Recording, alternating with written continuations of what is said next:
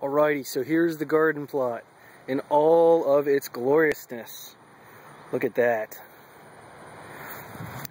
See, I put this PVC in the ground thinking that, oh, it's probably not going to grow that tall, and it really wasn't.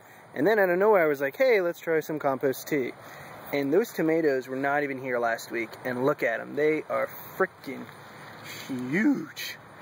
And then look, my peppers are actually doing pretty good. I might grab one of those for tonight. I think that might happen. On the other hand, I might let it go. I don't know. Something to think about. This one, I've already had a couple peppers off of it. As you can see, we've got some more. Got one there, got a couple more coming, which is really surprising because as you can see, this garden plot is overrun with weeds, like beyond belief. Like as you can see right here, these are trash bags. They were not here in the beginning. I had to put them there because if you continue going, you'll see that this is what my entire garden plot looked like.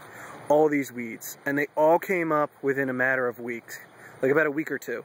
And it doesn't matter how much I pull, they keep coming back.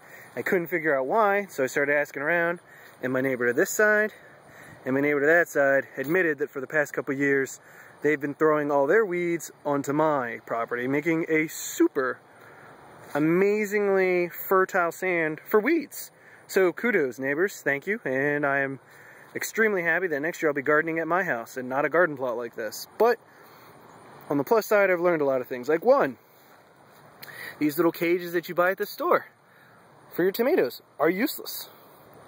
Two, compost tea will make something like this in a week go from down here all the way over the top. Like I'm just gonna have to go and get more PVC and do it. And like this one, another one. I mean, look at that. That was not even here last week. It was down below this.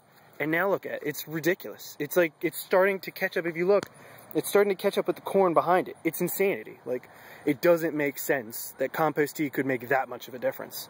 But it does. And another byproduct of compost tea, one, insanely tall weeds. That weed is about 3.5 feet tall. I'm close to 6 feet, and it's half of me, so, or it's more than half of me, so it's tall. But another plus, I guess that plus of the weed isn't really a plus, that's kind of a pretty big minus. Another plus, though, of compost tea is that beautiful thing right there.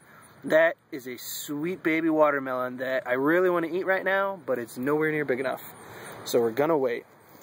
But as you can see, back there, in all of this, there's supposed to be some cucumbers and watermelons, but we only have that one. We've got cucumber shoots everywhere. I mean, they have gone frickin' everywhere, but we don't have anything else. So we'll see. But I'm super psyched about these tomatoes. These things have just shot up, and after that huge storm we had and the weeds in this plot, I did not think it was ever gonna happen, so awesome. And that's my corn, which is looking really good, so we've got some stuff going on. I'm pretty psyched. That's basically it on the garden plot.